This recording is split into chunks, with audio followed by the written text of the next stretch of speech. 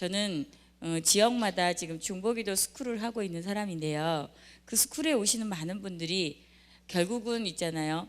하나님한테 기도를 한다고 그러지만 한탄과 내 속에 있는 말을 하기에 끝나버리는 경우가 너무 많았고, 하나님이 우리한테 향하신 어떤 뜻을 발견하거나 또 임재 가운데 들어가서 하나님이 정말로 내가 행복해지는 그 방향을 설정해 주는 것을 듣는다거나 그런 마음을 갖는다거나 이런 경우는 거의 없었다라고 고백들을 하세요. 그러면 기도는 열심히 우리가 교회에 와가지고 하는 사람들인데도 불구하고 걸어가다가 기도를 시간을 보내면서도 마음이 아픈 걸 이유가 뭔지 잘 모르고, 또 기도하면서도 세상에서 참으로 어렵게 살고 상황이 어려워지는 그러한 상황에서 해석이 잘 안 되고, 이러한 것들을 이제 여러분들하고 제가 3주에 걸쳐서 좀 이야기를 나누고자 합니다. 저도 먼저 기도하고 시작하겠습니다.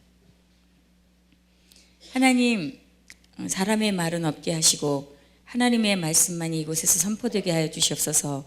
말하는 자나 듣는 자나 오직 하나님 앞에서 그 아버지의 말씀하시는 것에 엎드리게 하시고 주님의 하나님의 임재와 현존을 사모하는 자들이 되게 하여 주셔서 주님께서 우리 가운데 행하시는 많은 것들을 경험하게 하시고 이곳에서 도전을 얻게 하시고 이곳에서 열정을 얻게 하여 주셔서 하나님 이 귀한 교회 위에 몸된 아버지 이 교회 위에 그리스도의 몸을 든든히 세워져가는 지체로서 기도할 수 있도록 주님 축복하시고 기름 부어 주시옵소서.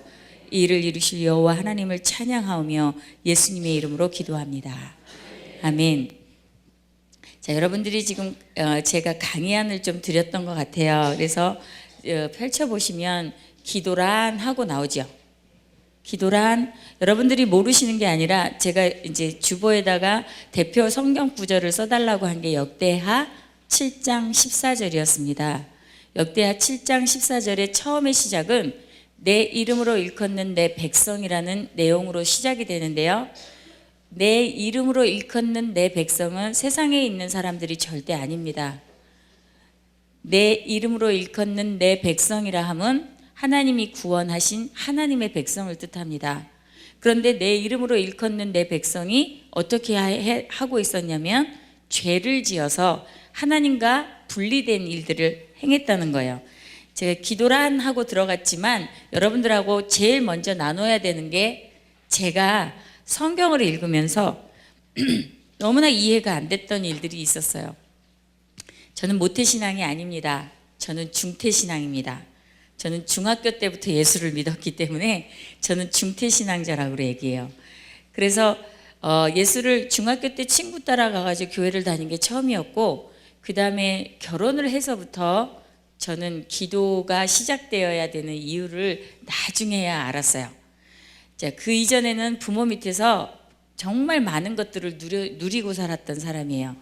예수를 믿었지만 그냥 중학교 때부터 다른 곳에 다니는 것보다는 교회 다니는 게 훨씬 좋다라고 그래서 친구 따라서 교회를 다녔을 뿐이고, 제가 성령의 체험을 해본 적이 한 22살 적인데 그래도 그것은 제 인생을 변화시키거나 제 어떤 삶의 상황을 변화시키거나 그런 만한 제 안에 있는 능력이 되어주지는 않았었어요. 그런데 결혼을 했는데 결혼을 하자마자 25일 만에 친정아버지가 돌아가셨어요. 그래서 친정아버지는 저한테는 하나님 같은 분이셨어요. 비록 그러니까 핵가족 시대에서 저희는 오빠하고 저하고 아버님하고 아버지하고 어머니하고 네 식구, 제 나이 때에는 참 보기 드문 가족이었어요. 네 식구가 같이 산다는 건. 그래서 저희 아버지는 제가 어렸을 때의 기억에는 여기 등목에다가 저를 올려놓고 막내딸이 너무 이쁘셔가지고 저를 어렸을 때부터 오빠하고 너무 차별이 지게 저를 이뻐했던 기억이 제 안에도 아주 생생해요. 그렇게 이뻐하시다가 결혼을 하게 됐는데 저희 아버지가 결혼식장에서 막 우시는 거예요. 시집 안 가면 안 되겠냐.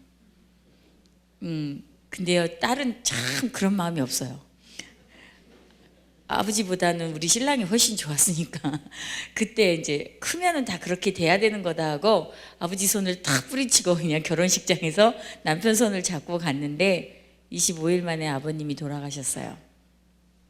그 다음부터는 제 인생이 바뀌어지기 시작했어요. 제가 세상에서 가장 많이 이 기둥이 되어서 기대었던 분이셨고, 아버지가 계시지 않는다는 걸 한 번도 상상해 본 적이 없었는데, 결혼을 하자마자 아버지가 계시지 않는 상황은 저한테 굉장히 혹독함으로 찾아왔습니다. 그리고 결혼을 하고 아이를 갖게 되고 아이를 낳고 이러는 와중에 저희 남편은 자기도 왜 그랬는지 모른대요. 지금은 3년 동안 일주일이면 엿새를 밖에 나가서 안 들어왔어요. 그러니까는 저는 외톨이였던 거예요. 그러니까 그 시간에 제가 뭐 할 수밖에 없었냐면 기도할 수밖에 없었어요. 제 책 제목이 기도할 수밖에 없었어요. 왜냐하면 그래도 너무 지금 뒤돌아보면 하나님한테 너무 감사한 건 뭐냐면, 그런 상황 중에 마음을 찢고 우울증에 걸리고 막 한탄을 하고 슬퍼하면서 눈물 흘리고 지냈을 수도 있는 그 시간에 저를 성전으로 부르신 것 같아서, 제가 남편이 없는 그 시간에도 또 마음이 어려운 그 시간에도 갈 곳이 없어서 친정도 못 가고 집에 가면 너무 외롭고, 그러니까 어디를 갔냐면 교회를 간 거예요. 교회를 가가지고 아무도 없는 성전에서 매일과 같이 넋놓고 앉아 있었어요. 왜 앉아 있었냐면, 어떤 분들이 교회 가니까 하나님 음성 들었대요. 하나님이 이렇게 말씀하셨대요. 그런데 내 귀에는 들리지 않는 거예요. 왜 나는 안 들릴까 하고 기도를 시작해가지고, 나도 하나님 음성 좀 들어봐야지 하고 기다려가지고 끊임없이 성전에서 제일 앞자리에서 들으면 더 잘 들릴까 해가지고 제일 앞자리에 나와가지고 기도를 하기 시작했어요. 언제나 들릴까, 이제나 들릴까. 그런데 어느 날 목사님이 강단에서 그러시는 거예요. 하루에 와가지고 기도 안 해도 성전에 와서 잠자기만 해도 50점이라는 거예요.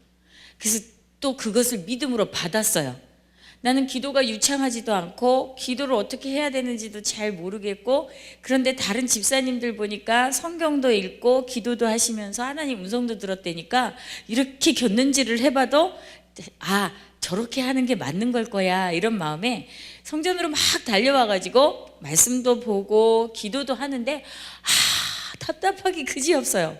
이 말씀이 무슨 뜻인지도 잘 모르겠고, 기도를 하는데도 하나님 말씀 음성이 들린다는데 음성도 들리지 않고, 도무지 저 사람들은 어떻게 듣는 거지? 궁금하기 시작했어요. 그런데 1년이 지나고 2년이 지나고요. 여러분, 이거는 기억하셔야 돼요. 하루도 안 빼지고 성전에 가서 기도했어요. 왜냐면 들어보겠다고. 그리고 집에 갈 만한 이유가 없었어요. 왜냐면 남편이 없었기 때문에. 그래서 제가 오로지 갈 곳은, 어머니 아버님이 저희를 먹고 살라고 가게를 하나 인천에다가 차려주셨는데, 인천에 가가지고 가게를 하는데요, 제가 평생에 뭐 다른 물건을 팔아봤어야죠. 손님이 들어오면 도망갔어요. 왜냐면 그런 걸 해본 적이 없기 때문에 어떻게 해야 될지도 모르고, 손님한테 이거 사세요 이런 걸 못했던 바보 같아요. 그러니까 지금 생각하면 그런 가게 하나 차려주면 제가 열심히 장사해가지고 돈을 벌 것 같은데, 그 당시에는 그게 그렇게 힘들고 어려운 일이라는 거를 제 마음에 이제 계속 있었던 거예요. 그러고 나서 1년이 지나고 2년이 지나고 3년 정도 지난 다음에 하나님의 음성이 어떻게 들린다는 걸 알게 됐어요. 목사님 말씀을 어떻게 들었냐면, 주일 예배 때 들었고, 주일 저녁 예배 때 들었고, 수요 저녁 예배 때 들었고, 금요일 날 철야 예배 때 들었고, 그래서 매일과 같이 열심히 예배를 드리다 보면 말씀을 듣겠지, 하나님의 음성을 듣겠지 하고 예배를 드릴 때 목사님 말씀을 열심히 듣기는 했는데요, 도무지 성경에 안에 있는 것들은 여기 남아있지는 않았어요. 남아있지 않고, 어느 때에 가서 이게 나한테 말씀이 들릴까만 생각하고 끊임없이 이제 기도를 했는데, 어떤 기도를 했냐면, 남편 돌아오게 해주세요. 그러다가 화가 나면 남편 손 봐주세요.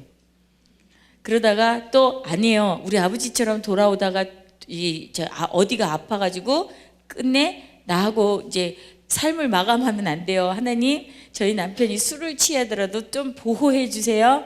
잘 집에 돌아올 수 있도록 하나님 책임져 주세요. 이러다가도 집에 오는 걸 다 보면 또 저 사람 다리 몽둥아리를 좀 분질러서라도 하나님 바로 잡아 주세요. 제정신 좀 차리게 해주세요. 그러니까 이런 기도들을 한 거예요. 끊임없이.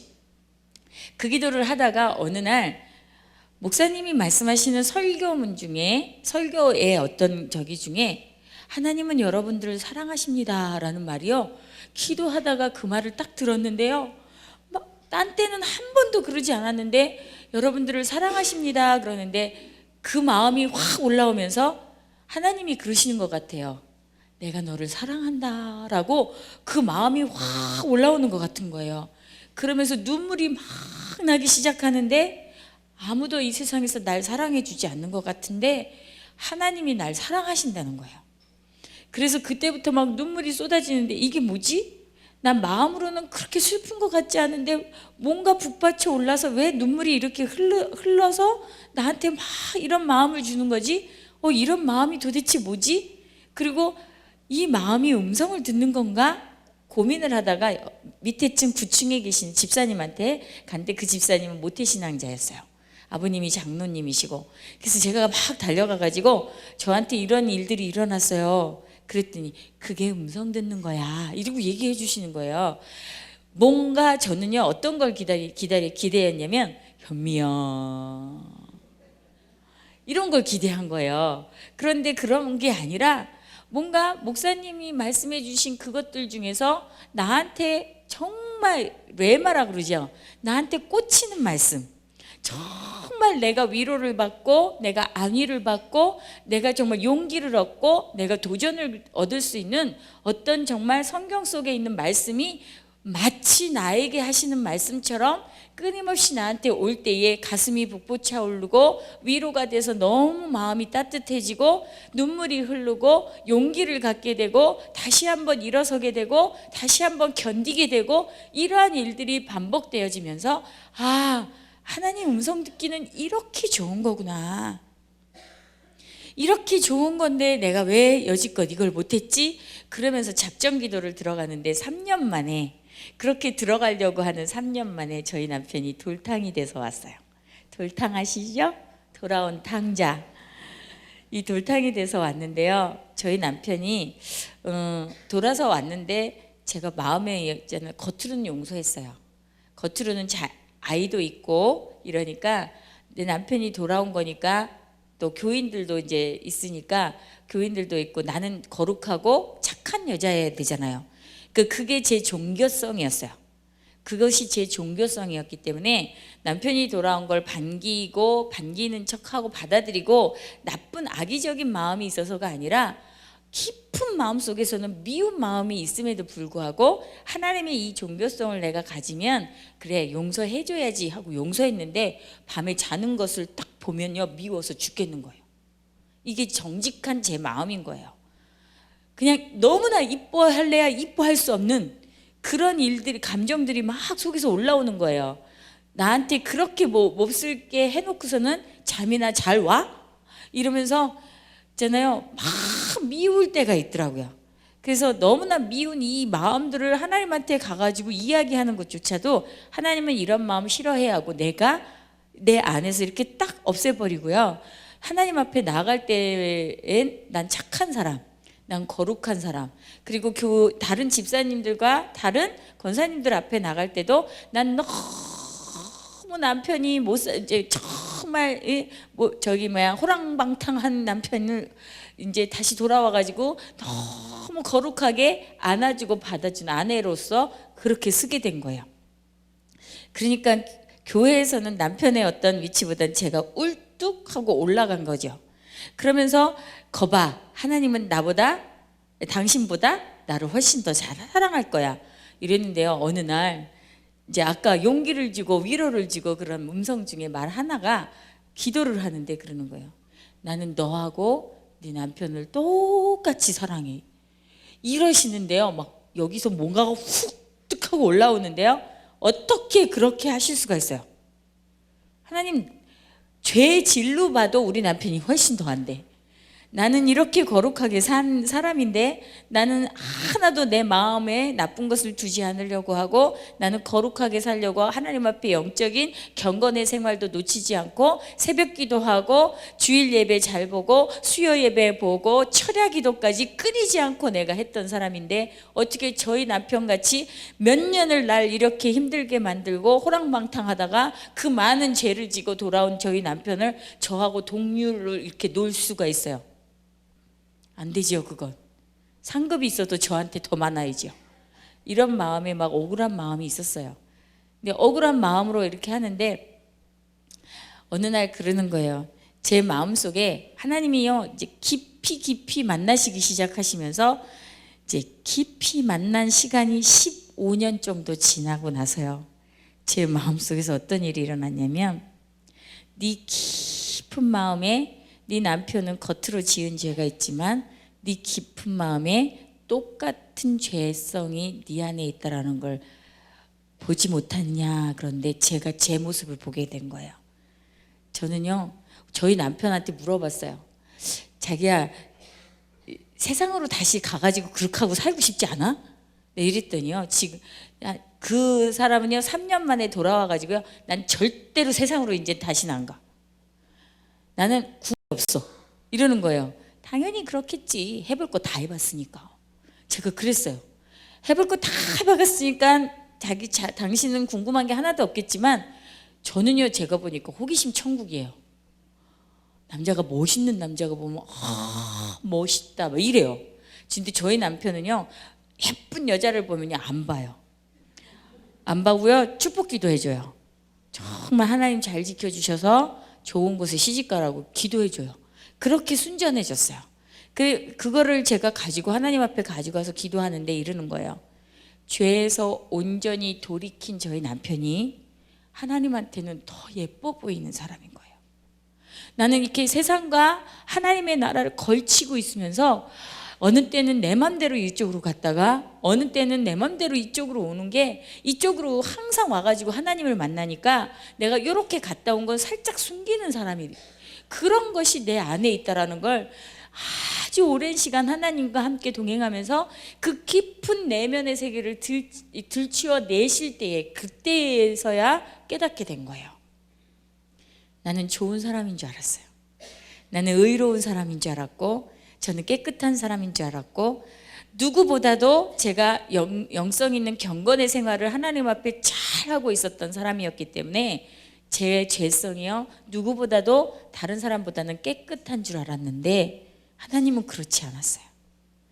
그런 마음으로 제가 하나님 앞에 회개하면서 정말 있잖아요, 제가 두 사람을 용서하지 못하고 15년 동안 산 거예요.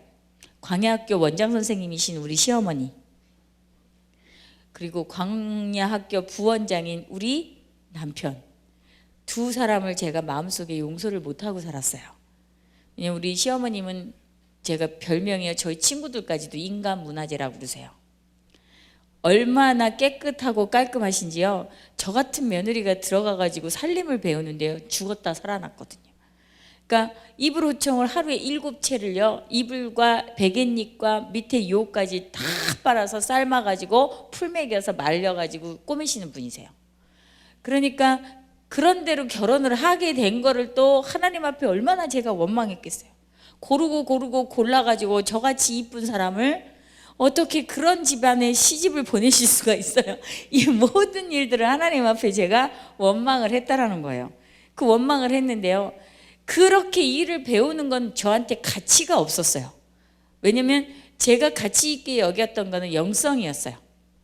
하나님 앞에 기도하고 기도해가지고 내가 열심히 기도한 다음에 하나님의 부여와 풍요를 얻어내가지고 마침내 복을 얻으리라, 이 마음이 제 안에 있었기 때문에 이불을 꼬매고 빨래를 하고 청소를 해가지고 모든 것들을 깨끗하게 해놓고 음식을 잘하는 건 제 안에서 가치가 별로 없었어요.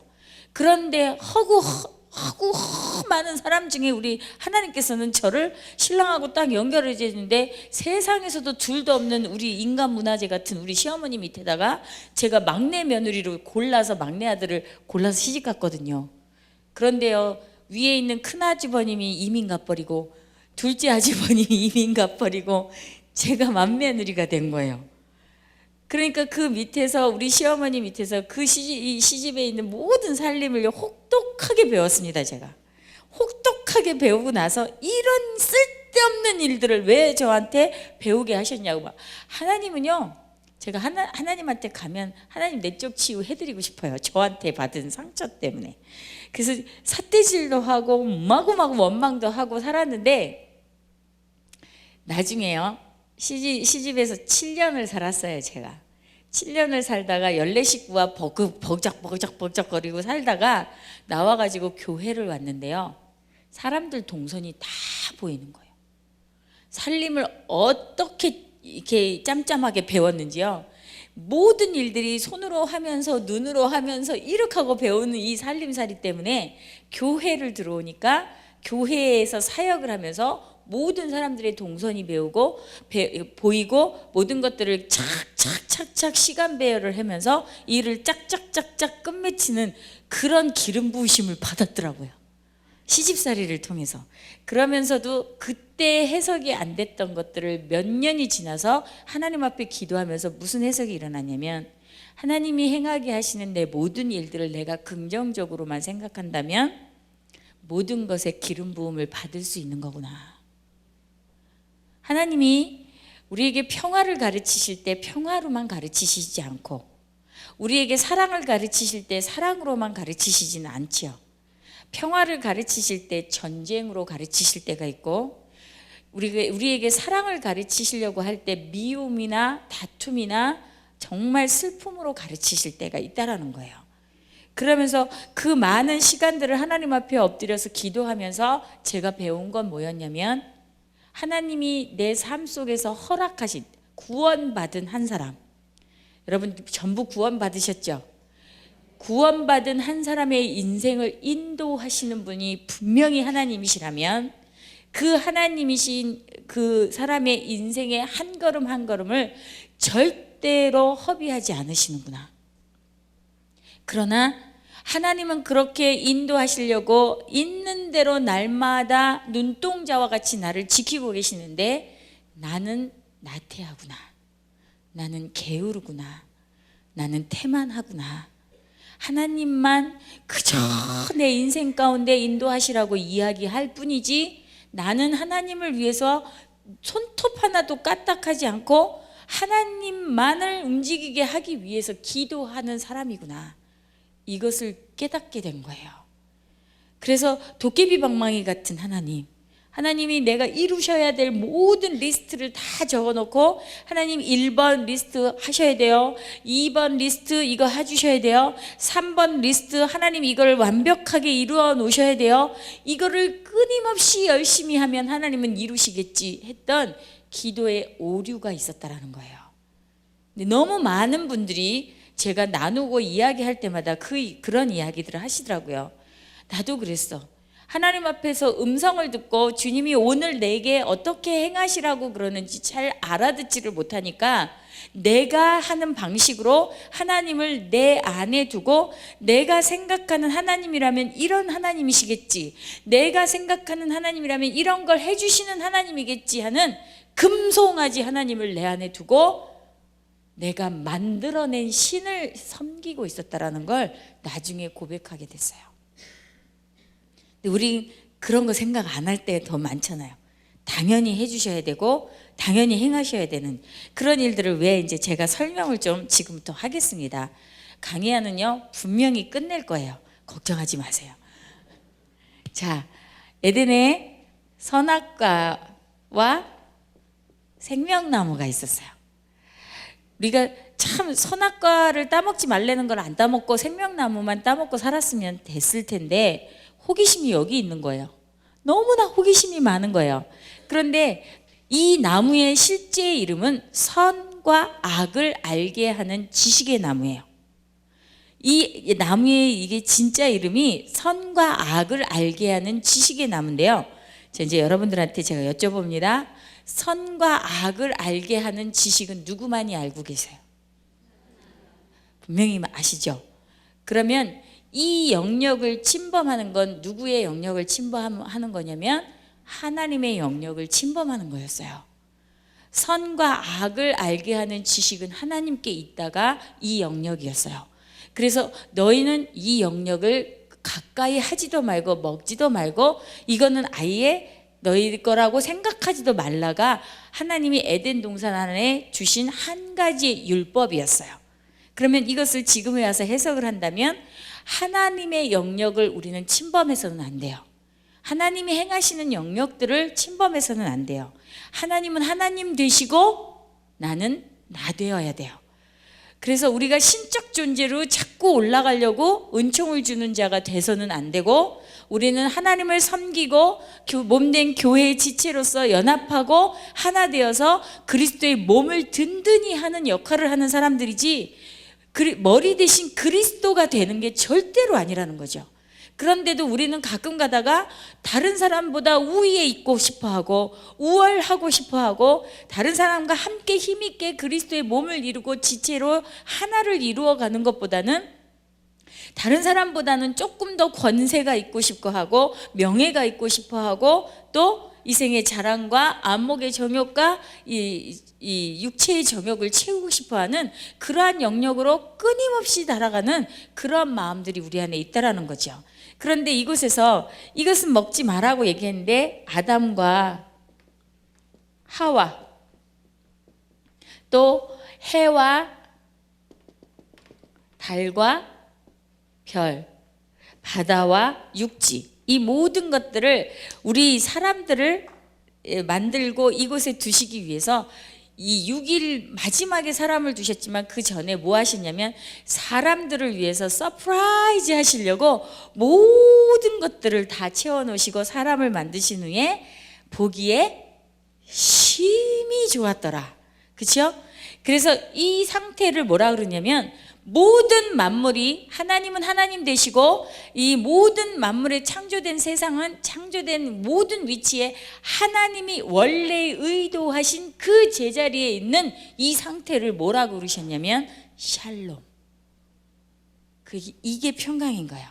하나님은 하나님 자리에 계시고 보좌 위에 계시고 우리는 우리에 있었던 곳에 하나님이 생육하고 번성하고 다스리고 충만하라고 그렇게 이야기했던 그 통로로서의 역할, 하나님께서 주신 이 모든 것들을 피조된 모든 만물들을 하나님의 말씀으로 통치하고 다스리는 그런 인간의 통로의 역할로서 이곳에 두셨을 때, 그래서 정말 하나님의 통로의 개념으로 다스리는 자다 하고 이곳에 하나님의 피조물로서 두었을 때 그 자리에 있는 우리의 모습이 가장 샬롬인 거예요. 그러면 하나님의 말씀을 따라서 섬기는 자죠. 이때에도 하나님이 말씀하신 것을 따라서 섬기는 자예요. 그래서 동산선을 할 때에 날마다 만났던 하나님과의 교제가 성경의 한 구절에 나타나 있는 거죠. 하나님을 만나서 뭐 했겠어요? 대화하고 하나님의 마음을 알았고 하나님의 어떻게 다스리고자 하는 이 피조세계의 샬롬을 이루어가는 방법을 배웠을 거예요. 그런데 이 주권 영역을 너무 궁금해한 나머지 이것을 넘보기 시작했어요. 누구처럼 되고 싶어서? 하나님처럼 되고 싶어서. 여러분 하나님처럼 되고 싶지요? 가끔가다. 그런 어렸을 때 꿈 안 꾸셨어요? 지팡이 하나 탁 들고 탁 치면 뭐가 나오고, 우리 어렸을 때부터 그런 문화에서 살았어요. 요술공주 지니 막 이런 거, 그렇죠? 그래서 도깨비 방망이 같은 우리 하나님, 그런 하나님이 내 안에 있으셔서 하나님과 같은 존재처럼 모든 것들을 생겨나게 하고 모든 것들을 죽어지게 하고 모든 것들 하고 싶은 대로 하는 그러한 마음이 우리 안에 다 있다라는 거죠. 선과 악을 내가 나누고 좋다 싫다를 내가 나누고 옳고 그르다를 내가 나누고 싶어하는 그러한 마음들이 우리 안에 다 있는데, 우리는 이럴 때에 어떻게 해야지 샬롬을 이루냐면 하나님의 말씀을 들어야 돼요. 내가 내 판단과 내 모든 것들을 그대로 해서 샬롬을 이룬다면 묻지 않아도 되겠지요. 그러나 이곳에서 선악과를 범함으로 하나님이 어떻게 하셨냐면 제자리에 있지 못하는 사람으로 밖으로 내쫓겨났어요. 그 다음부터 우리는 제자리로 갈 수 있는 길이 있었을까요? 없었을까요? 그 길이 없어진 거예요. 절대로 들어오지 못하도록 뭐 했냐면 화영검까지 두르셨어요. 왜냐하면 죄인으로서 이곳에 들어와서 생명나무 과실을 먹게 되면 죄인으로서 영원토록 멸망한 사람으로 살게 할까 봐. 그래서 그렇게 막아 놓으셨는데도 불구하고 우리는 또 그거에 거절감을 막 받잖아요. 하나님 여기 들어가서 다시 살게 하지. 그런데 죄인으로서 들어가면 여기에서 제자리에 있었을까요? 못 있었을까요? 이미 죄를 지은 우리의 모습으로서는 여기에서는 절대 제자리에 있을 수가 없었고, 제자리에 있을 수 없는 그 사람이 이곳에 있었다면 하나님이 나타나시는 임재 가운데 분명히 죄에 대한 싹스로 죽었을 거예요. 이 모든 원리가 어디에 나오느냐면 이제 신약에 나오는 거죠. 로마서에 나오고 갈라디아서에 나오고 이 원리가 전부 이렇게 옮겨져서 나오는 거죠. 그래서 이 길이 절대로 갈 수 없는 길로 차단되어지고 끊겨졌는데 이 길을 이어주신 분이 누구세요? 예수님이시죠. 여러분 너무 잘 아셔요. 그러나 이것을 설명하려고 했던 이유는 하나님은 우리를 만드셨죠. 창세 이전부터 우리를 계획하시고 우리를 조성하셨어요. 그런데 우리는 구원받은 이후에 어떤 삶을 살느냐면 이전에 있었던 옛 자아의 구습을 쫓는 옛사람으로 살고 있는 것들이 남아있다라는 거예요. 완전히 죄를 사해 주셔서 이 제자리로 갈 수 있는 길은 터주셨는데 이전에 가지고 있었던 소소한 악습을 쫓았던 그러한 옛 자아가 우리 안에 시퍼렇게 아직도 살아있기 때문에 그것을 나 혼자서는 처리할 수 없다가 성경의 모든 말씀이에요. 그러면 누구와 처리해야 되느냐면 하나님을 만나는 그 임재의 장소에서 하나님과 대화를 하고 하나님과 말하면서 이해를 가지고 해석을 받고 성령의 충만을 받고 성령께서 인도하시는 그 길로 가야지만 우리가 제자리로 갈 수 있다는 거죠. 그렇기 때문에 이 제자리로 가야 되는 이 길로 들어서는 이곳에서 오로지 하나님께서 우리에게 주신 은혜의 수단은 말씀과 기도 외에는 아무것도 없다라는 거예요. 그래서 말씀을 날마다 읽고 묵상해야 되고 말씀을 읽고 묵상함에도 하나님께서 이 말씀의 길을 어디에다가 비치고 내 삶 속에서 내 안에 있는 어떤 것들을 처리하고 가야 될지는 기도 가운데 음성을 듣는 것이기 때문에 말씀을 듣고 그 말씀이 오늘 나에게 인생길에서 지시하시고 가르치시는 그 말씀의 방향이 어디인지 알게 하는 것은 기도라는 거예요. 말씀은 물론 하나님께서 우리에게 주시는 이정표예요. 시내산 올라가서 광야 생활의 시작 전에 하나님께서 율법을 주셨어요. 하나님이 규례와 율례를 반포하셨어요. 그 일을 왜 그랬냐면 이 광야길로 가는데 너희는 어떻게 갈 것인가, 이것이 너의 이정표다 하고 주신 게 말씀이에요. 이 길로 걸어라예요.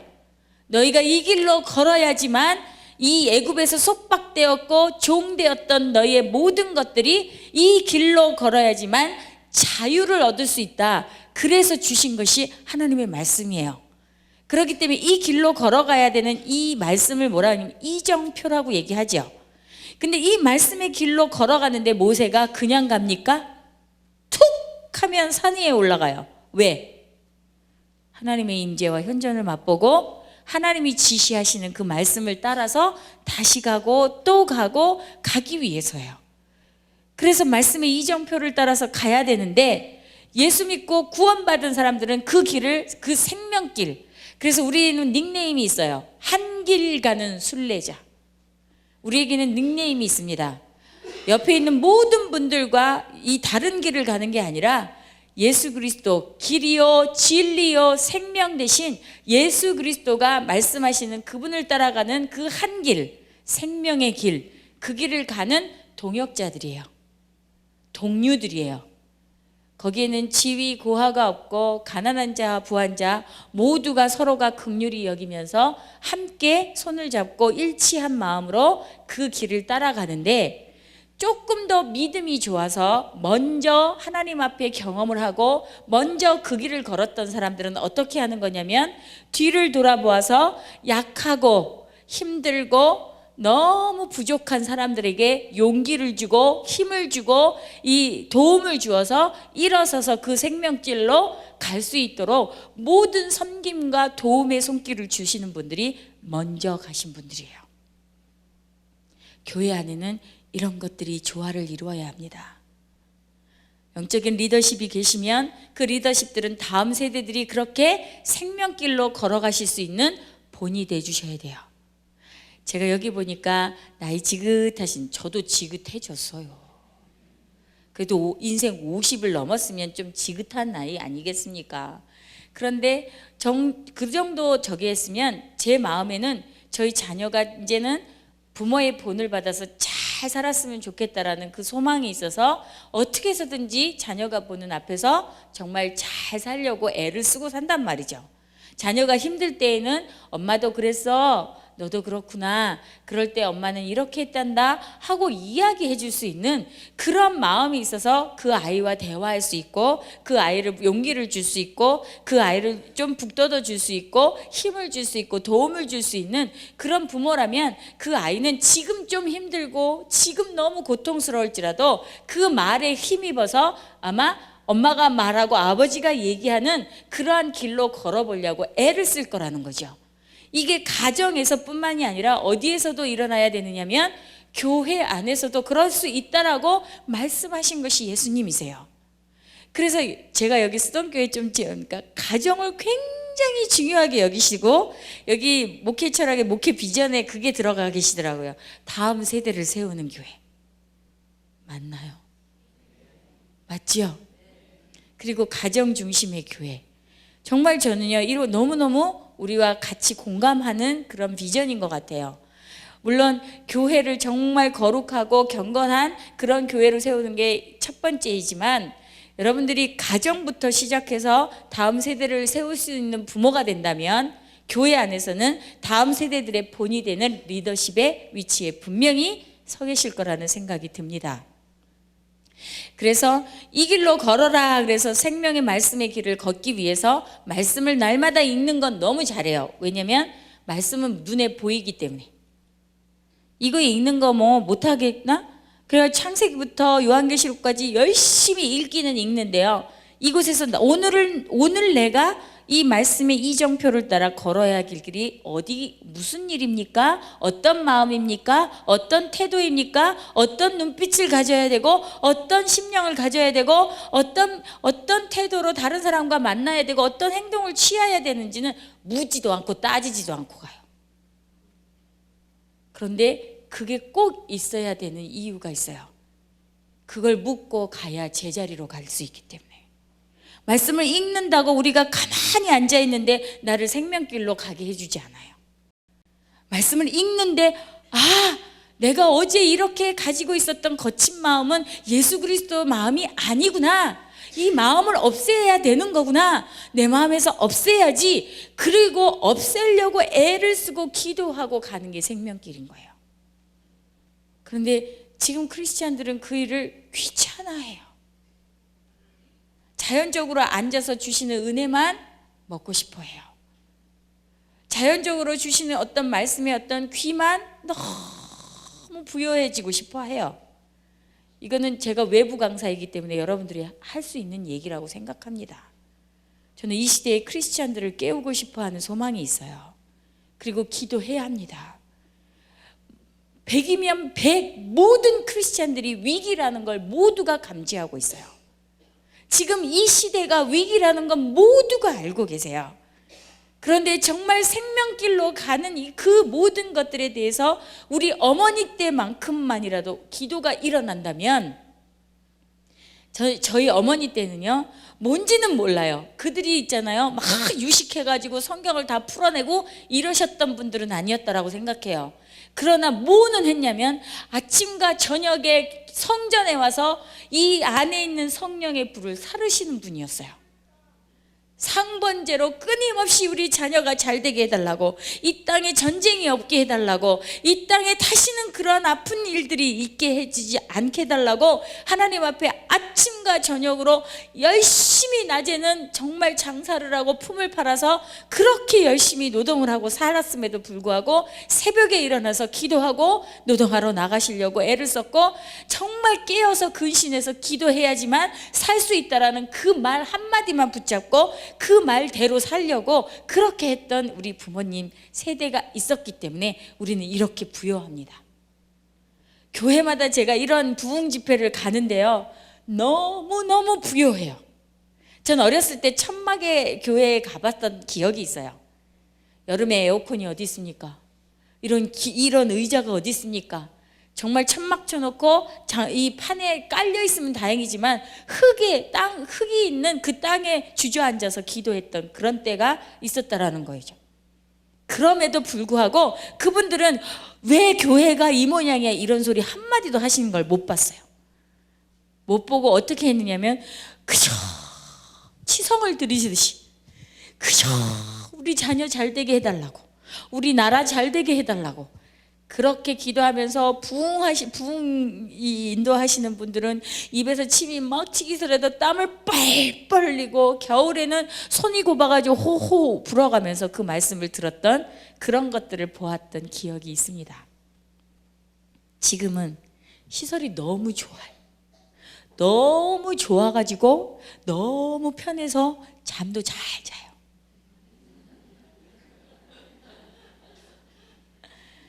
왜냐하면 너무 편안해지면 우리가 그렇잖아요. 너무 편하니까 일어나는 현상들이 있어요. 그러면 이제 우리가 조금 힘들게 사는 건 뭐냐면 새벽 기도하고 철야 기도하는 거죠. 내 몸을 쳐서, 내 마음을 쳐서, 육체를 쳐서 복종시키는 일은 절대로 쉽지가 않아요. 왜냐하면 지금은 더 편하게 이 편한 세상 이걸 만들고 싶어서 정말 안달이 난 것 같아요. 그런데 크리스찬들에게는 그게 유익이 아니더라는 거죠. 크리스찬들은 자기 몸을 달달달달 뽑고 사는 사람들이에요. 오직하면 주님이 뭐라 그러셔요? 자기 십자가를 지고 자기를 부인하고 나를 따르라고 얘기하고 계세요. 그런데 내가 이 정도로 밤에 나와가지고 의자에 앉아서 강의를 듣는 거면 따르는 거지요. 물론 다른 사람에 비해서 따르시는 거예요. 다른 사람 이 저녁에 밥 먹고 즐기고 술 마시고 또는 잠자고 있는 모든 사람들보다는 훨씬, 근데 이건 인본주의 신앙이라고 얘기하죠. 하나님 중심의 신본주의 신앙은 오늘 내가 어떻게 살아야 할지를 누가 말씀하세요? 하나님이 내게 말씀하시게 돼 있어요. 그래서 강단에서 선포되는 말씀을 통해서 나를 끊임없이 일으키시고 계시고, 여러분들이 말씀을 날마다 읽는 그 속에서 나를 끊임없이 일으키고자 하나님은 모든 힘을 다 쏟아서 눈동자와 같이 머리카락 하나까지 세심받으셔서 나를 그렇게 보고 인도하시려고 하고 계시는데, 나는 하나님 하세요, 하나님이 하시면 제자리로 가겠지요? 아니에요. 이 길은 주님과 함께 손잡고 가는 길이에요. 저는 처음에 그렇게 생각했어요. 하나님이 내게 부요를 주시고 하나님이 내가 열심히 기도한 만큼 갚아주시는 하나님인 줄 알았어요. 그런데 야고보서에 보니까 구원받은 백성에 대한 이야기예요. 구원받지 않은 백성이 아니라 구원받은 백성에 대해서 너희가 매일과 같이 배우고 매일과 같이 지식을 얻으나 행하지 않는 자, 스스로 속는 자, 행함이 없는 자, 죽은 믿음을 가진 자, 이렇게 얘기할 때마다 마음에 찔리죠. 마음에 찔려 있어요. 성경에는 마음에 찔려 회개하거늘이 있어요. 마음에 찔려 이를 갈거늘이 있어요. 그런데 우리는 양심이 있지요. 이 양심은요, 하나님의 말씀을 들을 때 어떤 일이 일어나느냐면 양심까지도 새롭게 하셔요. 이전에 세상에서 살던 그 양심대로 살 수 있다라고 생각하는데요, 예수 믿고 구원받고 교회 안에서 끊임없이 말씀을 들으면요, 이전에 살던 그 방식 중에 내가 잘못 살았다는 게 또 생각이 나고 또 생각이 나고 또 회개가 되고 또 새로워지는 그런 역사를 왜 일으키냐면 내 안에 성령님이 계시기 때문에. 그 성령님은 끊임없이 그 불을 끄시지 않으시고 내 안에 있는 것들을 끊임없이 일으키셔서 오늘도 나는 너를 새롭게 하고 싶어, 오늘도 너를 생명길로 가면서 너를 씻기고 싶고 너를 새롭게 하고 싶고 너를 강하게 하고 싶고 너를 담대하게 하고 싶어. 일어나라, 빛을 좀 발해라. 끊임없이 우리 안에서 내주하시는 성령님은 우리에게 말하고 있는데 안 들려요. 왜 안 들려요? 저도 안 들린 이유를 나중에 알았어요.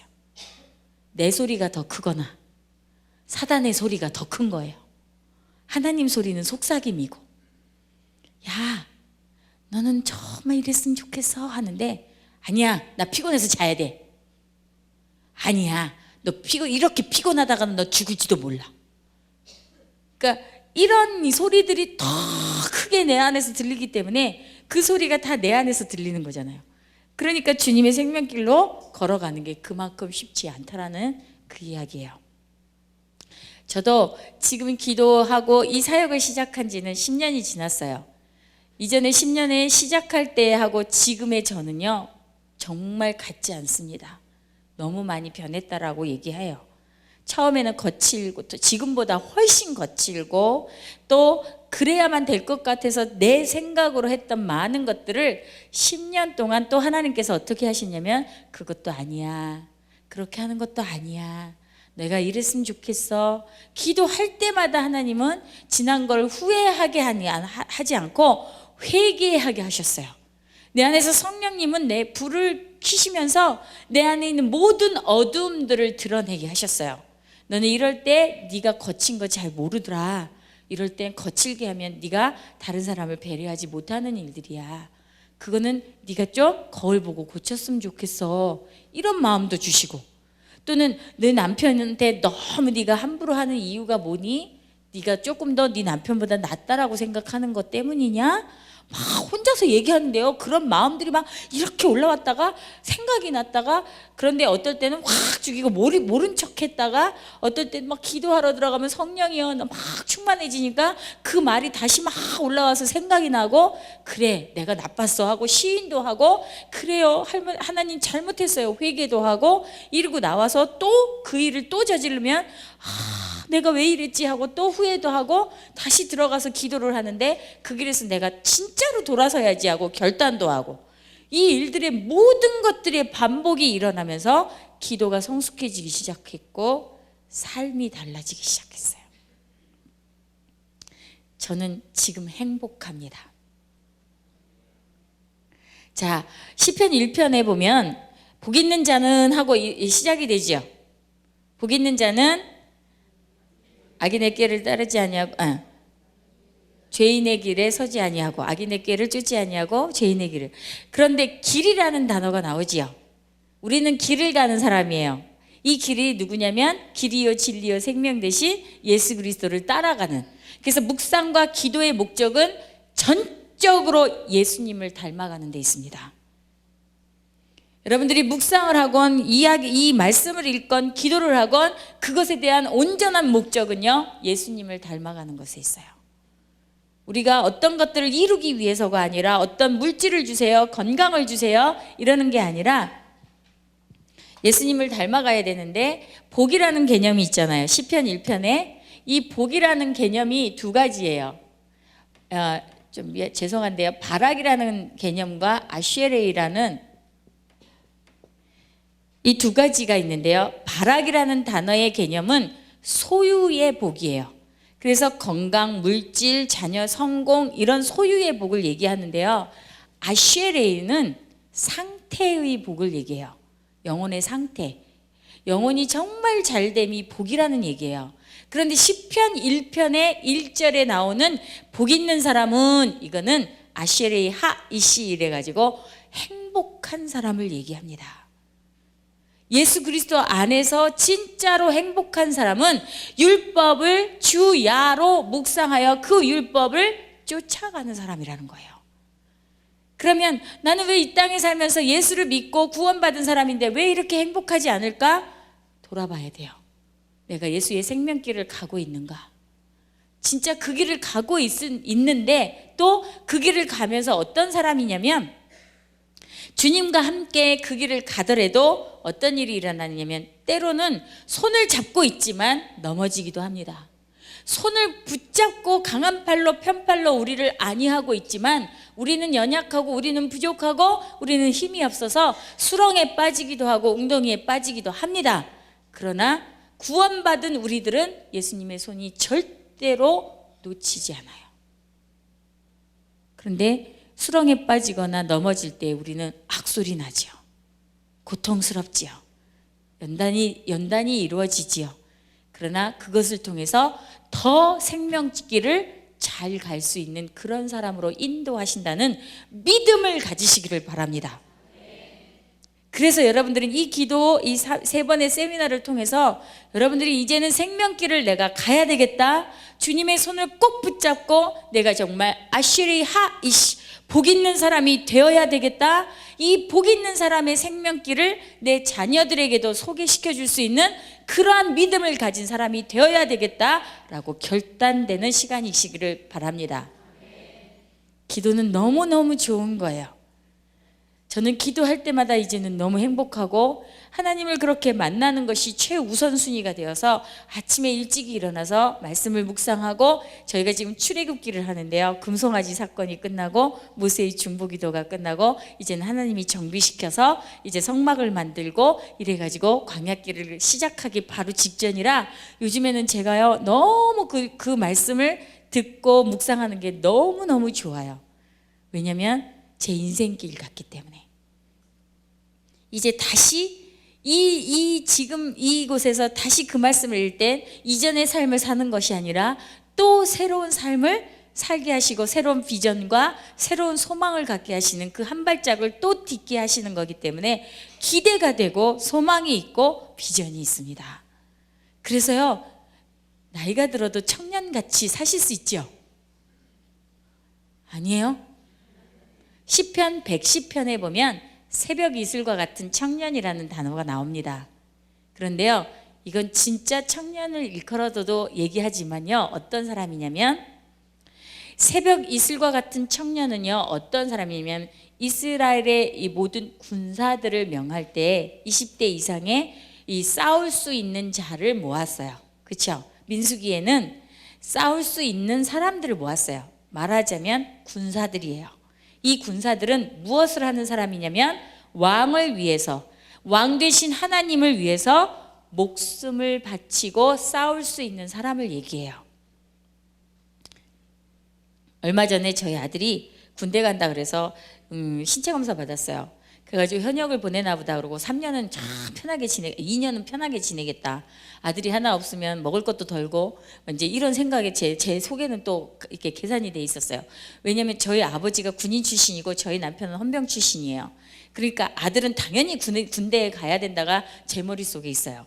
그리고 군인들은 어떤 거냐면 군인이 되는 그날부터 나라 재산으로 등록이 됩니다. 이면 군인이 된다는 걸 엄마들은 그 아들을 보낼 때 어떤 마음으로 듣냐면 나라에 드리잖아요. 군인이 된다는 건 나라를 위해서 목숨을 바쳐서 싸우겠다라는 얘기예요. 생명을 드려도 된다라고 선언하고 가는 곳이 군대입니다. 그것처럼 새벽 이슬과 같은 청년은 하나님, 우리의 왕이신 하나님을 위해서 목숨을 다하고 생명을 다하고 내 성품을 다하고 모든 것을 다하여 하나님을 섬기는 자들을 새벽 이슬과 같은 청년이라고 얘기합니다. 그렇기 때문에 나이 생각하지 마십시오. 나이가 들면 들수록 오히려 하나님 앞에 다 목숨 걸고 더 열심히 사시지 않습니까? 아닙니까? 나이가 드신 분이 한 분도 안 계시군요. 여긴 모두가 청년이시군요. 자, 그러면 너무 좋고요. 그래서 시편 1편에 있는 사람들처럼 여러분들이 복 있는 그 생명길을 걸어가시자고 이렇게 서론이 긴 이유가 있었습니다. 기도를 설명하려면 이 서론이 꼭 있어야 됐기 때문이에요. 하나님은 우리를 너무 멋지게 창조하셨고 하나님은 우리를 향해서 하나님의 뜻을 절대로 굽히지 않으십니다. 누구를 더 사랑하고 덜 사랑하고도 절대로 없으신 분이고 하나님 앞에 주 보좌 앞에 은혜의 보좌 앞에 담대히 나오는 그 모든 사람에게 은혜 주시기만을 기다리고 계시는 분이고, 그래서 그 은혜의 보좌 앞에 나아가서 하나님 앞에 예수 그리스도의 이름으로 구하는 모든 것마다 시행하시려고 준비하고 계시는 분이라는 거예요. 그런데 우리가 얻지 못하면 구하지 아니하며 구하여도 얻지 못하면 정욕으로 쓰려고 구함이니라. 우리는 이제 열심히 구하셔야 돼요. 오늘 저는 여러분들을 만난 것도 저는 우연이라고 절대로 생각하지 않습니다. 저는 기도하면서 독한 은혜를 받고 그 은혜 때문에 저희 내 가족이 뿔뿔이 흩어져서 완전히 폐가 망신하고 저 자신도 구제할 수 없을 정도로 저는 죽을 뻔한 사람이었어요. 저는 저희 친정아버지가 살아계셨다면 전 절대로 저희 남편과 이혼했을 사람이었습니다. 저희 아버지는 예수를 믿지 않으셨어요. 그리고 사랑하는 딸이 그렇게 사는 걸 보고 계실 분이 절대로 아니셨어요. 그런데 하나님은 구원받은 나를 위해서 중학교 2학년 때 그저 툭 하고 던진 하나님 믿어볼게요 이 말을 당신은 그렇게 귀히 여기셔서 제 인생을 인도하시면서 저를 다듬으시고 깎으시고 부서뜨리시기도 하고 깨뜨리시기도 하셔서 악소리 나고 아프고 하나님을 원망하고 불평하고 끊임없이 그렇게 했던 나 한 사람을 인도하셔서 기어코 행복한 사람으로 만들어주신 하나님의 은혜가 제 인생 가운데 있기 때문에 저는 정말 강하고 담대히 선포할 수 있어요. 이 길을 따라오시면 행복합니다. 분명히 여러분들이 이 길을 오시기를 정말 간구합니다. 자, 기도란 들어가겠습니다. 자, 히브리서 4장 14절에서 16절에는 때를 따라 돕는 하나님의 은혜의 보좌 앞에, 이게 딱 나가는 게 우리가 기도하러 나아가는 건데요. 그 앞에 조건절이 하나 있어요. 하나님의 긍휼하심을 받고, 이게 들어가 있어요.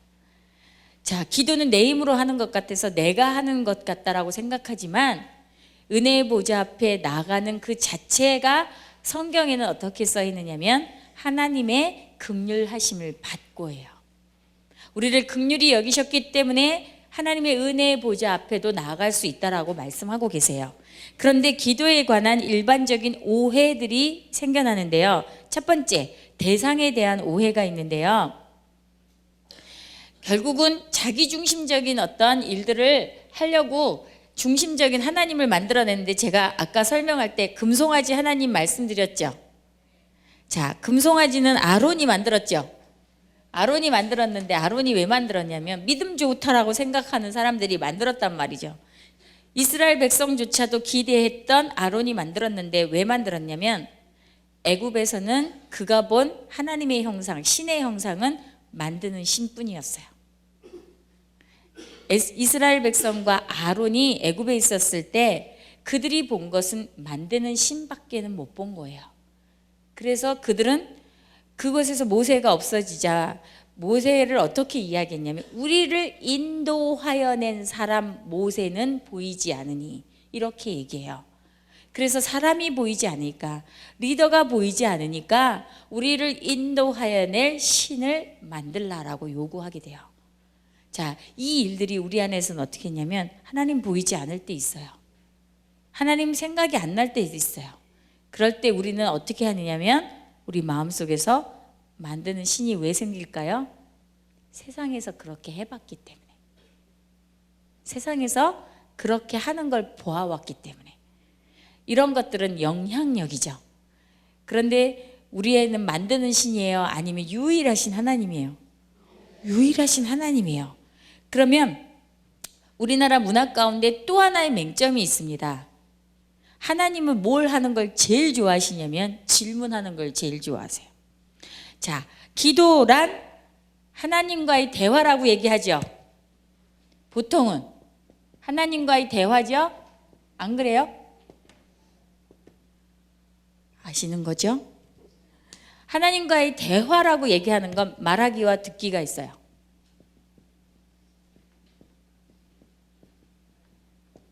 대화는 말하기와 듣기가 있어요. 똑같이 하나님과의 대화라는 기도는 말하는 기도가 있고 듣는 기도가 있습니다. 근데 우리가 너무너무 잘하는 기도는 말하는 기도예요. 그 말하는 기도의 가슴 속에는 뭐가 있냐면 내 중심적인 게 있어요. 자기 중심적인 게 있어요. 자, 제 심리학을 배우다가 보니까 이 상담 쪽에서 많이 사용하시는 게, 그게 기도로서 제가 연결을 해본 게 하나 있었어요. 자, 의식과 무의식, 이게 누구냐면 이제 내 내면이라고 생각해요. 제가 이걸 제 내면이라고 생각하는데 의식은 교육으로 정말 잘 다듬어집니다. 유아교육, 그러니까 태교서부터 유아교육, 유치교육, 그 다음에 초등교육, 중고등부교육, 대학교육, 그 다음에 청년대에서 교회교육, 사회교육, 문화교육 이래서 모든 교육으로 해서 우리의 의식의 모든 삶은요 이 교육의 영향을 받아요. 그래서 교회에 와도요 우리가 정말 다른 사람과 관계 가운데 겉으로 잘 지낼 수 있는 건 이 교육의 효과예요. 안녕하세요. 잘 계셨어요? 인사 잘하고 정말 좋은 마음을 가지고 다 하고 있다라는 거죠. 그런 것들은 교육의 효과일 수도 있어요. 가정교육서부터 부모님의 그런데 우리 안에 거의 무의식은 엄청나게 올라오는 에너지들이 있는데요. 자기중심적인, 이기적이고 그다음에 정욕적이고 공격적이라는 거예요. 이걸 리비도라는 이 에너지로 표시를 하더라고요. 그래서 원래 우리의 자아에는 죄성이 있다라는 거예요. 죄가 없으신 분은 단 한 분, 예수 그리스도 참 인간이신 예수 그리스도 한 분뿐이셨는데 죄인인 우리는 구원을 받았어도 여기는 보이지 않아요. 무의식의 세계는 보이지 않지만 이 의식의 구조는 너무 교육으로 잘 배워왔기 때문에 의식을 잘 할 수 있어요. 그런데 여러분 그럴 때 있잖아요. 혹시 운전을 하거나 또는 너무 화가 났을 때 설거지를 할 때 궁시렁궁시렁 거리잖아요. 또 뭐라고 막 이게 순간적으로 확 튀어나오는 이야기들이라든가 거친 말이라든가 이런 것들이 어떻게 해서 올라오냐면 이 무의식에 있던 것들이 확 하고 올라오는 거거든요. 그러면 제가 제 안을 들여다보니까 조금만 다른 사람이 뭐라 그러면 내 자기중심적인 에너지가 확 올라와서요 그 사람을 비판하거나 그 사람을 원망하거나 막 이렇게 하는 제 모습을 기도 가운데 보게 된 거예요. 나는 선한 줄 알았는데, 나는 좋은 줄 알았는데, 나는 너무 착한 사람인 줄 알았는데, 그런데 어김없이 이걸 들킬 때마다 너무 갈등이 되고 혼돈이 되고 내가 이런 사람이었단 말이야, 내가 이렇게 할 수 있었단 말이야, 막 이런 충돌이 일어나는 거예요. 그러면서 뭐하고 충돌이 또 일어나기 시작하냐면 그냥 놔두면 이건 무의식 가운데 깔아앉아가지고 나는 나를 잘 몰라요. 어느 상황 가운데 어떤 사람하고 딱 부딪히고 관계 훈련에 들어갔을 때 내가 막 나오기 시작하죠. 이 안에 있었던 무의식의 이 내가. 그런데 제가 또 부딪힌 곳이 어디냐면 하나님의 말씀이셨어요. 빛이죠. 이건 어둠이었어요. 내 안에 있었던 어두움이 하나님의 말씀의 빛을 딱 조명을 받으니까 굉장히 정죄감이 일어나고 또는 죄책감이 일어나고 그거를 막 스스로 묻어두려는 정욕적인 마음이 일어나고 이기적인 마음 때문에 변명이 일어나고 합리화가 일어나고 막 이런 일들이 내 안에서 일어난다는 걸 발견하게 된 거예요. 그래서 하나님의 말씀을 듣고 이러한 것들이 일어났을 때 그래, 인정하고 고백하고 회개하고 용서하고 화해하자. 끊임없이 이런 마음들을 주시는 것에 순종을 해봤어요. 네가 잘못한 거 인정해. 아니에요, 내가 잘못 안 했어요. 하나님 이거 저 사람도 그만큼 나한테 잘못한 거 있잖아요. 이거 막 그래도 하나님 지지 않으시더라고요. 매일과 같이 기도하는데 끝까지 인정할 때까지 네, 나도 잘못했다고요. 그런데 끝내야 되잖아요. 너 회개해. 회개했어요. 회개했다니까요. 그런데 너 용서해. 용서했어요. 그런데 어디까지 못 갔냐면 화해. 남편 앞에 가가지고 내가 잘못해서 못하는 거예요. 제가 용서했다니까요. 이러고 끝나는 거예요. 화해까지 가. 화해를 딱 하고 나니까 풀어지기 시작하면서 뭐가 오냐면 이게 해석이 말씀이 제대로 해석이 되기 시작해요. 그러니까 끝까지 순종하지 않으면 해석이 안 되더라는 걸 알았어요. 이 해석이 되면서 반복적으로 다시 이기적이고 정욕적이고 이 공격적인 나로 다시 돌아갔다가 또 이렇게 말씀을 듣고 이렇게 이게 정말 반복적으로 내 안에서 일어나면서 그러면서 얻어내는 게 통찰력이라는 걸 알았어요. 이 통찰력이 여기 잘 보세요. 이렇게 몇 번을 반복해가지고 얻어낸 통찰력이 요만큼. 그러니까 저는 성정이요, 예수 믿고 몇 대째 좋은 믿음의 가정에서 자라질 않고 세상에서 우상을 섬기던 가정에서 그렇게 해서 살고 세상의 문화를 가지고 살았던 사람이었기 때문에 이 통찰력 하나를 얻고 또 얻는데 시간이 너무 오래 걸렸어요. 그런데 교회에서 이렇게 보니까 믿음의 좋은 믿음의 가정에서 성경적인 믿음의 바탕으로 그 마음을 어렸을 때부터 의식을 다루어주고 무의식을 다루어주는 그런 말씀의 빛 가운데 어려서부터 자랐던 사람은요, 제가 25년 걸린 걸 5년 만에 하더라는 거예요. 그러면 자녀들이 잘못일까요? 부모들이 잘못일까요? 얘 너는 왜 애미 애비를 그렇게 안 닮았니? 꼭 닮았답니다. 엄마 아빠 닮았답니다. 아무리 싫어도 닮았답니다.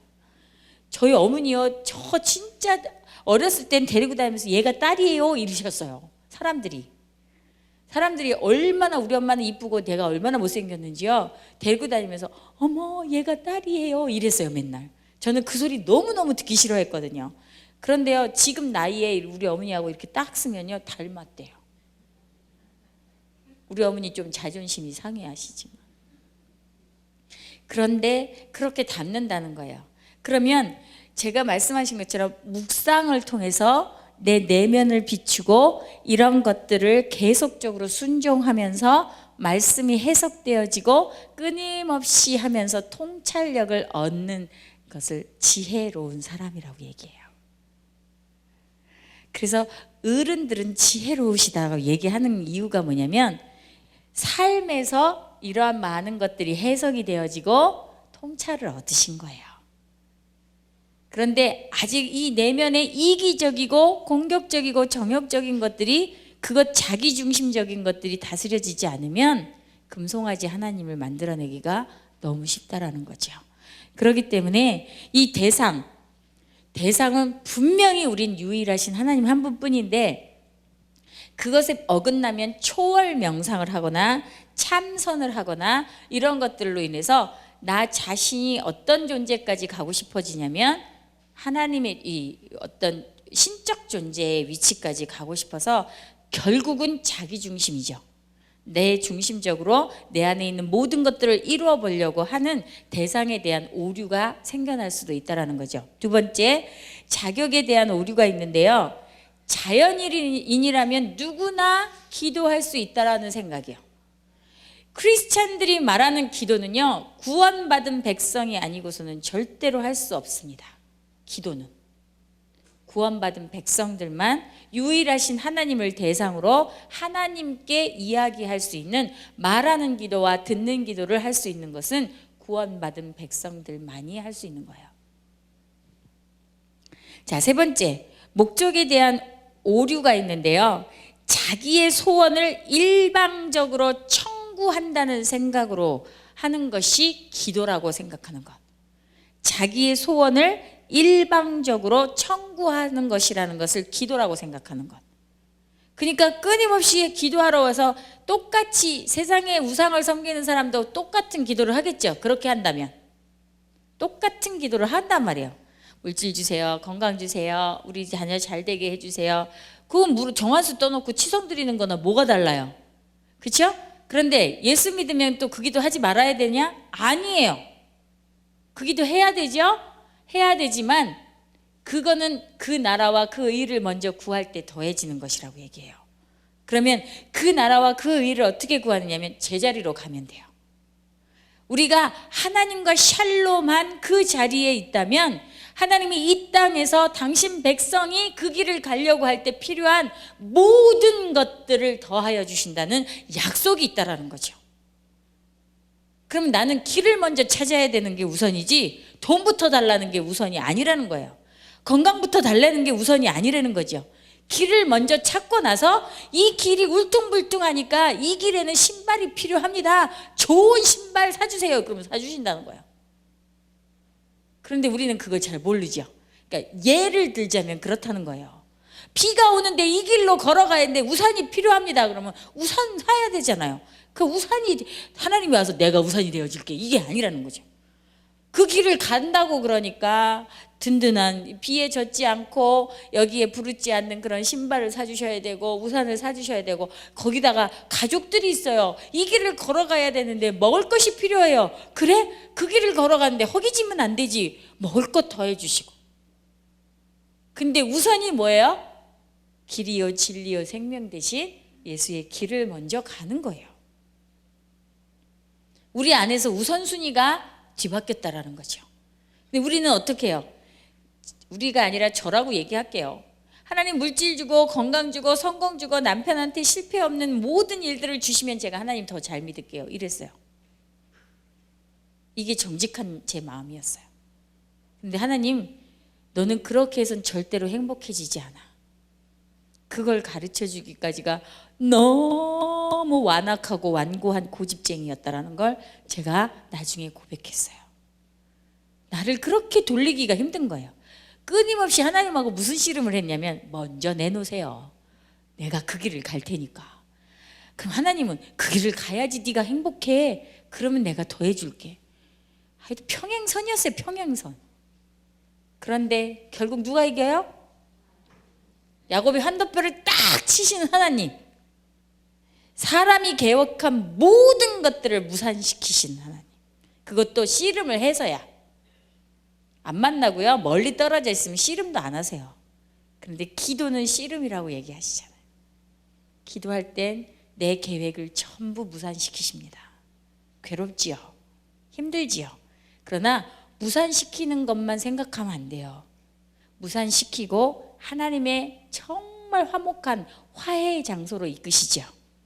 환도뼈를 치신 야곱을 에서와 만나서 부둥켜 안고 끌어안게 한 것처럼 그러한 일들을 우리에게 행하신다는 거죠. 자, 종류에 대한 오해가 있는데요. 이 기도는 공중 예배 시에만 드리는 것이라고 생각하는 오류가 있습니다. 그래서 목사님 함께 기도하십시다 이런 기도, 그런 기도만이 절대로 기도는 아니지요. 그리고 자세에 대한 오류가 있는데요. 중언부언하는 거. 뭔가 내가 무엇인가 목적의식이 없이 어떻게 해야 된다는 생각이 없이 그냥 기도하는 시간을 떼기 위해서, 또는 제가 이제 이거는 가는 데마다 좀 찔림이 있어요. 직분이 떨어질까 봐. 정말 이 직분에 합당하게 기도를 해야 되기 때문에 어떤 목적의식도 없이 와가지고 자리 채우고 시간 채우고 이러시는 그런 마음들, 그런 것들은 중언부언이라고 얘기하죠.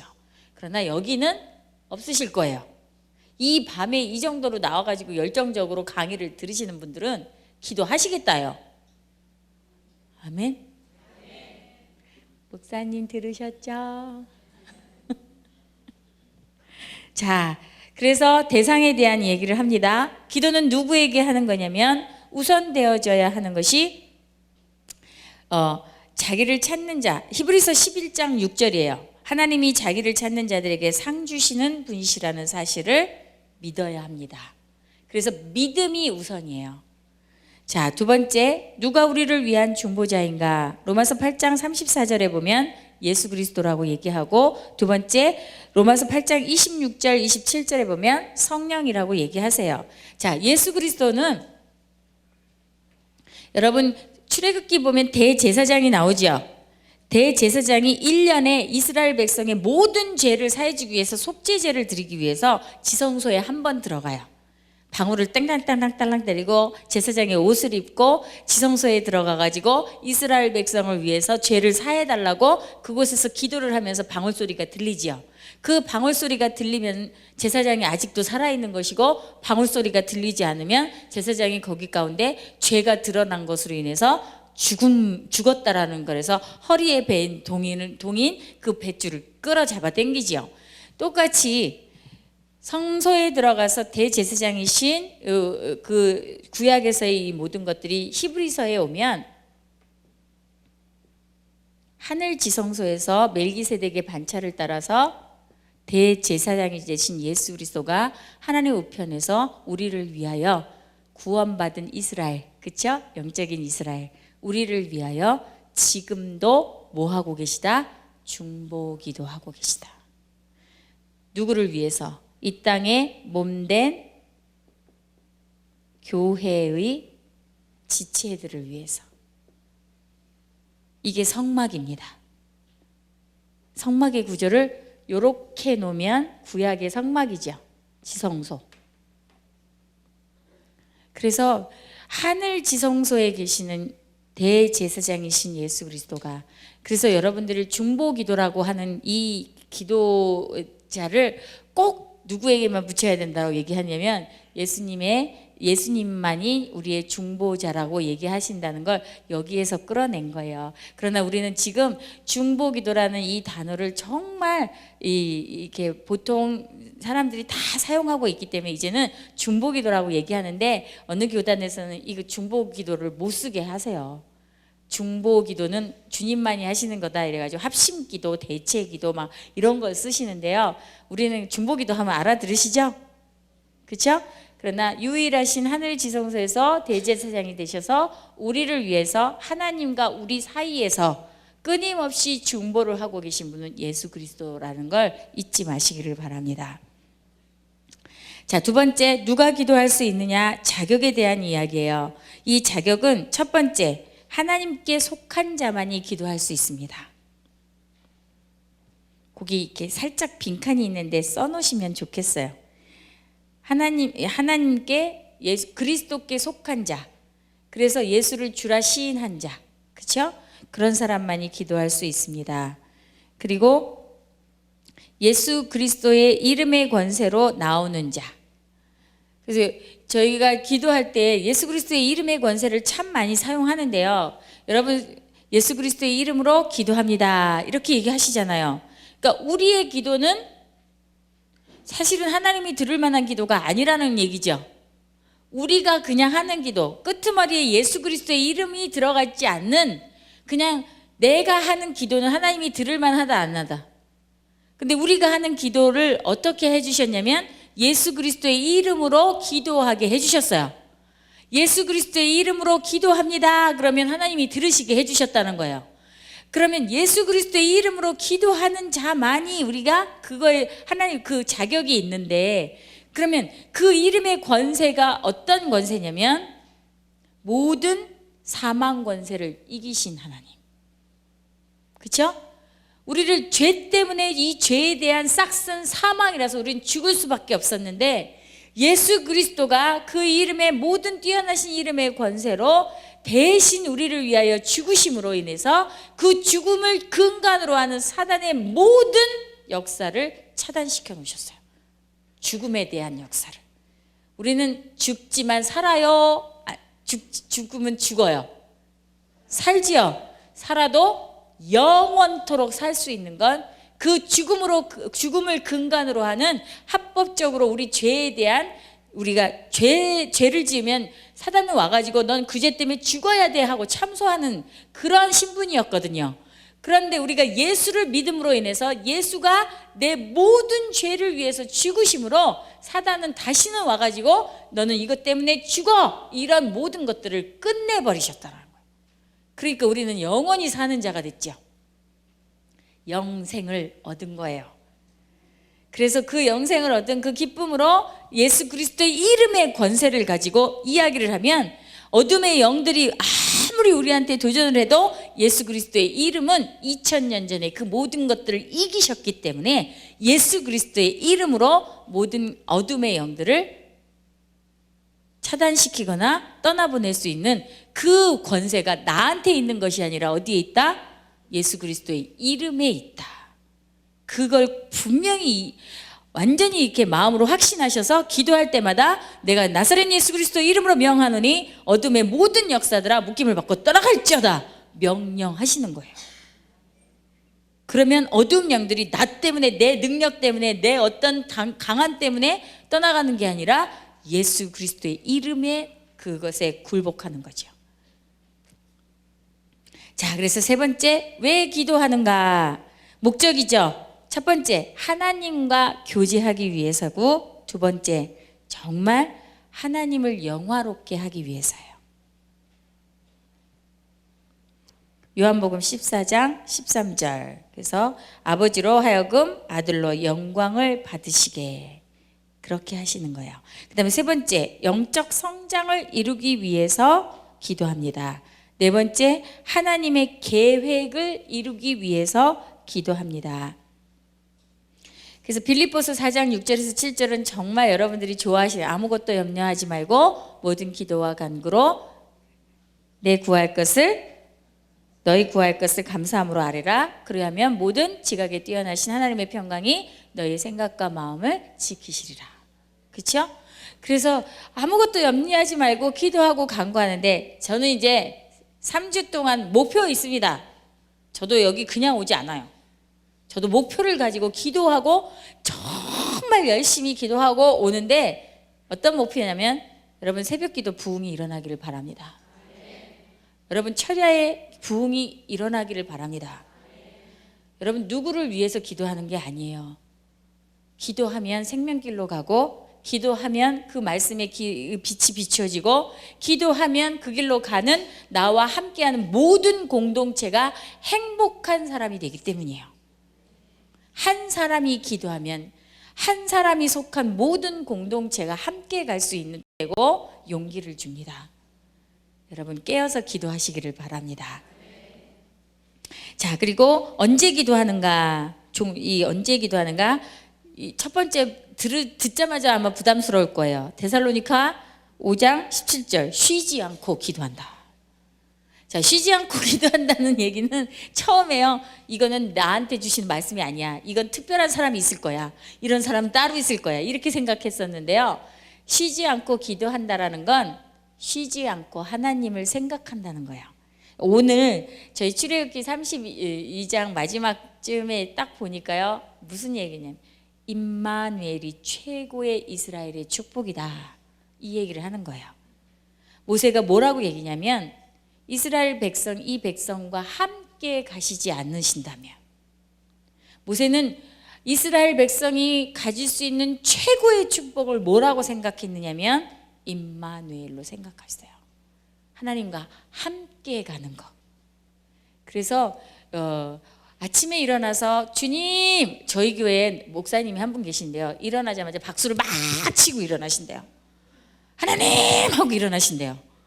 그러면 하나님이 영광 받으시면서 일어나시는 거예요. 그러니까 일어나는 거예요. 오늘 하루 하나님 앞에 영광 드리기를 바랍니다, 막 이렇게 하고 이제 잠들어 누울 때 하나님 오늘 너무 감사합니다 이러고, 그게요 하루아침에 되진 않았을 거예요. 그렇죠? 그 많은 고통의 시간들을 지나서 이 길이 제일 좋다라는 걸 깨닫게 되고, 이 일을 하지 않으면 정말 내가 살 수 없는 그런 사람이 되었구나, 이것을 하기까지는 그분도 엄청난 오랜 시간의 연단이 있었을 거예요. 자, 이제 습관은요 바꾸면 되죠. 여러분들도 내일은 나는 어떤 일들을 하고 일어날까 한번 생각해 보시고 일어날 때 좀 해보세요. 저는 일어날 때 어떻게 하냐면 벌떡 일어나서 하여튼 앉아요. 앉고 눈을 딱 감고 뭘 시작하냐면 주 예수 그리스도의 보혈로 우리 부부가 자는 이 방을 덮어주시고, 우리 자녀 방을 덮어주시고, 내가 만나는 모든 사람들을 보혈로 덮어주시고, 이 보혈로 덮은 모든 영역에서 하나님의 귀한 축복이 일어나게 해주십시오. 이 기도가요 아예 자동적으로 일어나요.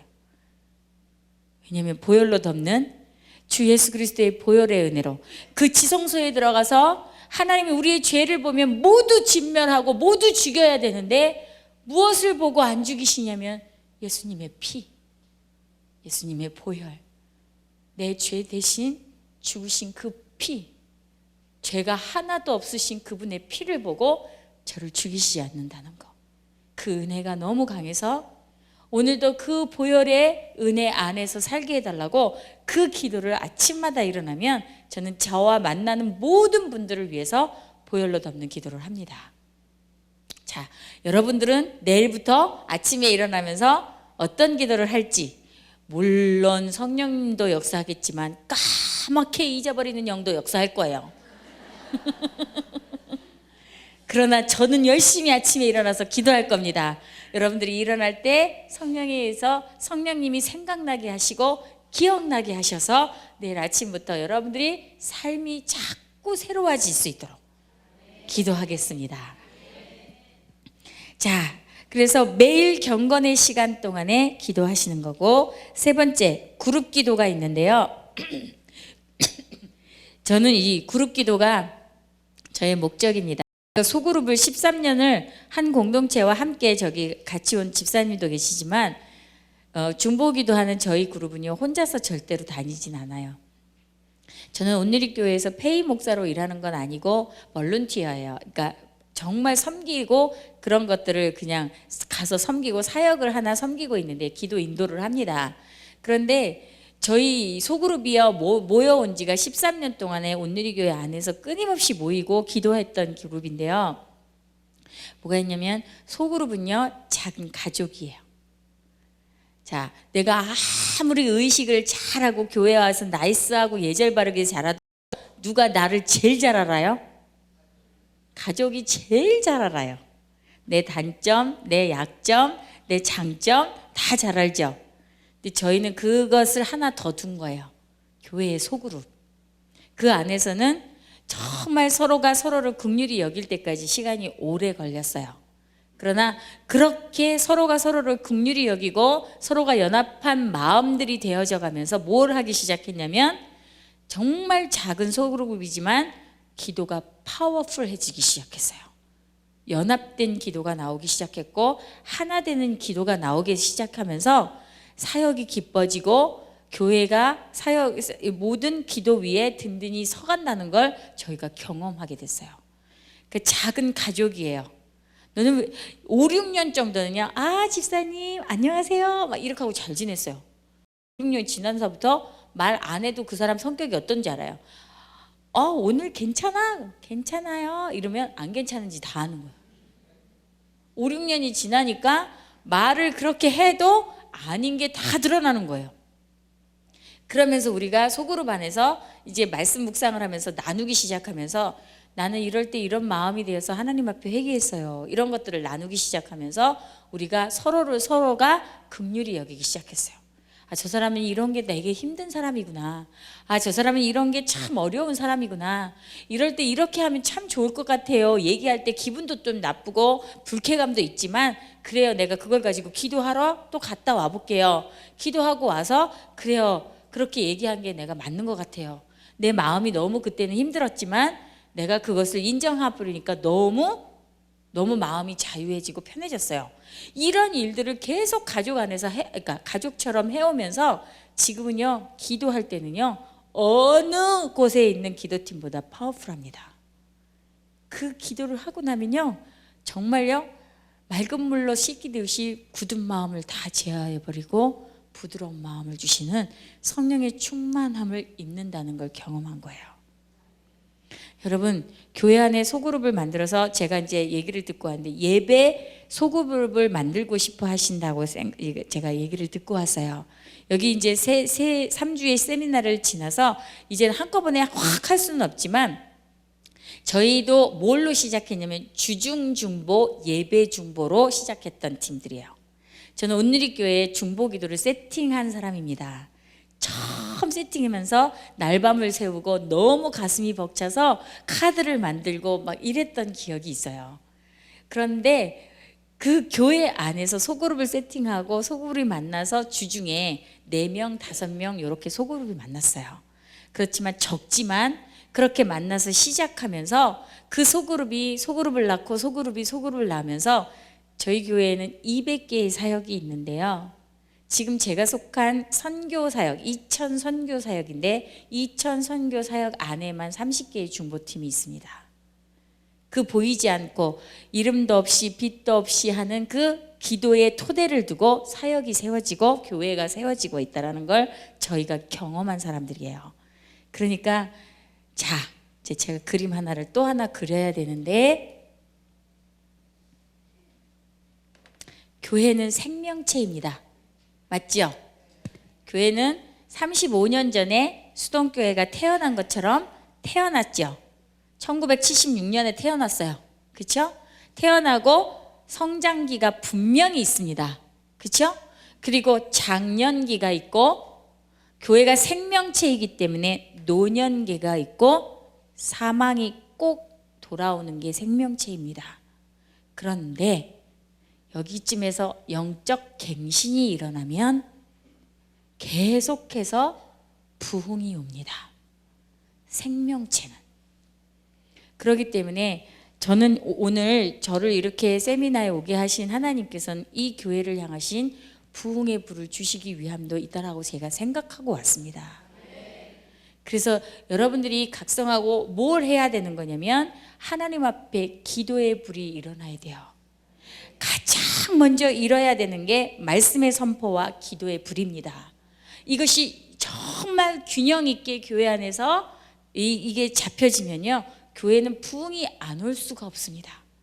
왜냐하면 그것이 성령의 모든 파워를 일으키는 은혜의 수단이 되기 때문에 말씀과 기도가 균형 있게 잡혀서서 나가는 이 교회는요, 그 몸된 하나 그리스도의 몸된 이 교회가 하나님의 영광을 드러내고 하나님의 부흥을 일으키고 생명력을 갖게 되고 그 생명력이 만국 백성을 소송케 하는 주님의 귀한 영향력을 갖게 되게 하기 때문에 여러분, 기도의 불이 일어나기를 원합니다.